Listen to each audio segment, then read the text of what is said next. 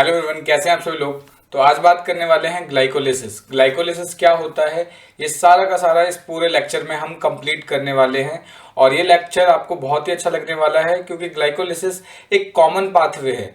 तो जो science background का है वो भी इसको आसानी से पढ़ सकता है, और जो बस ये इच्छा रखता है कि मुझे जानना है कि ह्यूमन बॉडी के अंदर किस तरीके से फूड का ब्रेकडाउन होता है, किस तरीके से एनर्जी रिलीज हो करती है, अगर उसको ये जानने का इच्छा है तो वो भी इसको आसानी से समझ सकता है। तो आज हम बात करने वाले हैं ग्लाइकोलिसिस की। ग्लाइकोलिसिस क्या होता है, ठीक है। तो जैसा कि आप जानते हैं, ग्लाइकोलिसिस एक कॉमन पाथवे होता है। ग्लाइकोलिसिस वर्ड का सिंपली मतलब होता है, ग्लाइको का मतलब होता है ग्लूकोज और लिसिस का मतलब होता है ब्रेकडाउन। तो यानी एक ऐसा प्रोसेस जिसमें ग्लूकोज का ब्रेकडाउन होता है उसको हम क्या बोलते हैं, ग्लाइकोलिसिस। तो ग्लूकोज का क्या होगा, ब्रेकडाउन होगा यहाँ पे। ये आपको सिंपली याद रखना है। तो ग्लाइकोलिसिस के अंदर हम क्या पढ़ने वाले हैं, ग्लूकोज का ब्रेकडाउन करना है बेसिकली हमें। तो ये जो ग्लाइकोलिसिस है, ग्लाइकोलिसिस बेसिकली क्या है, ये एक 10 स्टेप प्रोसेस है। 10 स्टेप प्रोसेस है, यानी पूरा का पूरा जो ग्लाइकोलिसिस है वो 10 स्टेप्स के अंदर ही कंप्लीट हो जाने वाला है। ये जो पाथवे है या सिंपली जो ग्लाइकोलिसिस है, इसको एम्बेडन, मेयरहॉफ और पारनास ने डिस्कवर किया था, इसलिए इनके नेम के बेसिस पे इसको ईएमपी पाथवे भी बोलते हैं, ठीक है। उसके अलावा ग्लाइकोलिसिस को हम ऑक्सीडेटिव एनाबॉलिज्म और कैटाबॉलिक रीसिंथेसिस बोल सकते हैं। यानी कि जो ग्लाइकोलिसिस है, ग्लाइकोलिसिस का जो यूज होता है वो दूसरे चीजों के फॉर्मेशन में यूज होता है। जैसे कि यहाँ पे अभी हम पढ़ेंगे आगे कि इसमें एक इंटरमीडिएट बनता है फॉस्फोग्लिसरॉल्डिहाइड, जिसका यूज हम फैटी एसिड के सिंथेसिस में करते हैं, ठीक है। उसके अलावा दूसरे मॉलिक्यूल हो गए जिसका यूज हम सेरीन, दूसरे टाइप के अमाइनो एसिड्स बनाने में यूज कर लेते हैं। तो यहाँ पर क्या है कि जो भी इंटरमीडिएट है, उन इंटरमीडिएट का यूज हम किसी दूसरे प्रोडक्ट के सिंथेसिस में कर सकते हैं, इसलिए इसको हम ऑक्सीडेटिव एनाबॉलिज्म बोलते हैं। तो अभी तक हमने क्या डिस्कस किया, ग्लाइकोलिसिस का मतलब क्या होता है, ब्रेकडाउन ऑफ ग्लूकोज। ये एक 10 स्टेप प्रोसेस है जो कि टोटली एंजाइम से कंट्रोल्ड होती है, ठीक है। उसको डिस्कवर किया था एम्बेडन, मेयरहॉफ और पारानास ने, इसलिए इसको हम ईएमपी पाथवे बोलते हैं। ये चीज ध्यान रखना है कि जो ग्लाइकोलिसिस है, ग्लाइकोलिसिस का जो सारा प्रोसेस है वो साइटोप्लाज्म के अंदर चलता रहता है, ठीक है। तो ऑपरेट्स इन साइटोप्लाज्म। ये साइटोप्लाज्म में ऑपरेट होता है, साइटोप्लाज्म ऑफ सेल। तो ये आपको ध्यान रखना है, सेल के साइटोप्लाज्म में ऑपरेट होता है। ग्लाइकोलिसिस एक कॉमन पाथवे है, चाहे ऑर्गेनिज्म एरोबिक हो या ऑर्गेनिज्म एनारोबिक हो, ग्लाइकोलिसिस क्या होगा, कॉमन होगा, यानी सभी के अंदर प्रेजेंट होता है। चाहे बैक्टीरिया की बात करें, मुझ में बात करें, प्लांट्स में बात करें, तो ग्लाइकोलिसिस क्या है, एक कॉमन फिनोमिना है, ठीक है। सो कॉमन प्रोसेस है ये, इसको हम क्या लिख सकते हैं, common process in aerobic and anaerobic organism, ठीक है। यानी सभी में मिल सकता है ये। इस प्रोसेस में ना तो ऑक्सीजन की रिक्वायरमेंट होती है, ना CO2 इवॉल्व होता है, ठीक है। So no O2 is required और CO2 इज इवॉल्व्ड।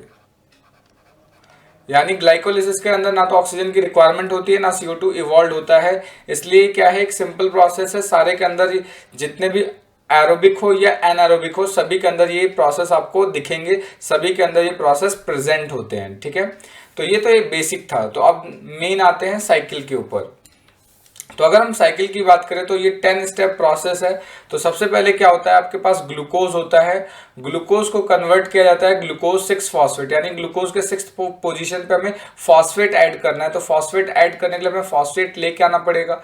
फॉस्फेट कहाँ से आएगा, जब एटीपी ब्रेक डाउन होगा, यानी जब एटीपी एडीपी में कन्वर्ट होता है तो एक इनऑर्गेनिक फॉस्फेट रिलीज होता है, और ये क्या करेगा, ग्लूकोज के 6th पोजीशन पे ऐड हो जाएगा, जिसकी वजह से ये बनता है ग्लूकोज 6 फॉस्फेट। और इस प्रोसेस को कंप्लीट करने के लिए एक एंजाइम की रिक्वायरमेंट होती है जिसको बोलते हैं हेक्सोकाइनेज।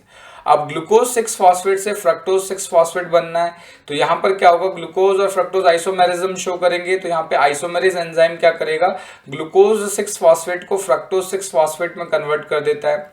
उसके बाद फ्रक्टोज 6 फॉस्फेट को हमें कन्वर्ट करना है फ्रक्टोज 1,6 डाइफॉस्फेट। अब इसको फ्रक्टोज 1,6 डाइफॉस्फेट में कन्वर्ट करना है, मींस कि एक हमें फॉस्फेट और चाहिए, तो एक और फॉस्फेट के लिए हमें क्या करना पड़ेगा, एक अगेन एटीपी को ब्रेक डाउन करना पड़ेगा एडीपी प्लस इनऑर्गेनिक फॉस्फेट के अंदर। अब ये जो इनऑर्गेनिक फॉस्फेट यहाँ पे ब्रेक हुआ है इसके साथ ऐड हो जाएगा तो बचेगा फ्रक्टोज 1,6 डाइफॉस्फेट। अब ये जो फ्रक्टोज 1,6 डाइफॉस्फेट है, अब ये क्या करेगा, अब तक यहाँ पे जो भी हम पढ़ रहे थे वो 6 कार्बन का कंपाउंड था।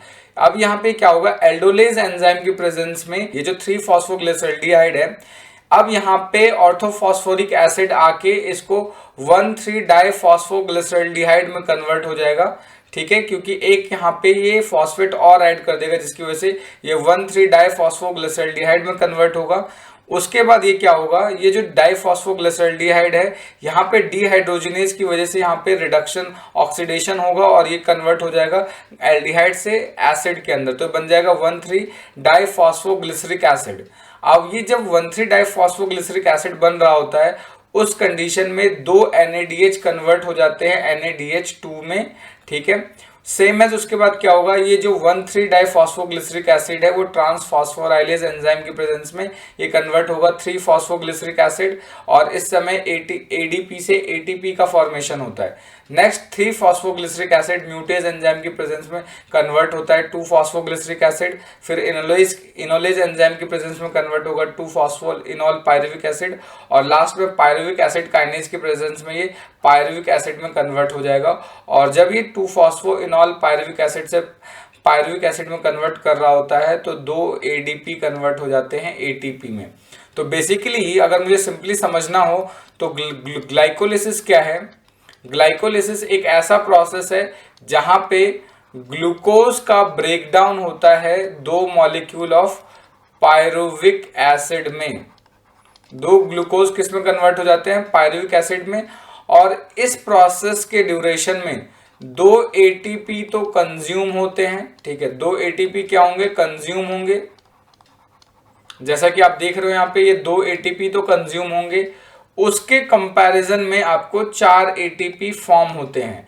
अब यहाँ पे ध्यान रखना है कि एक सबस्ट्रेट से जब दूसरा सबस्ट्रेट बनता है उस समय ATP का फॉर्मेशन हो रहा है, तो अगर सबस्ट्रेट चेंज होने से ATP का फॉर्मेशन होता है तो उसको बोलते हैं सबस्ट्रेट लेवल फॉस्फोराइलेशन। तो सबस्ट्रेट लेवल फॉस्फोराइलेशन की वजह से कितना ATP बनेगा, substrate level phosphorylation, substrate level phosphorylation, इसकी वजह से कितना बनेगा आपका 4 ATP का फॉर्मेशन होगा, 4 ATP बनेगा।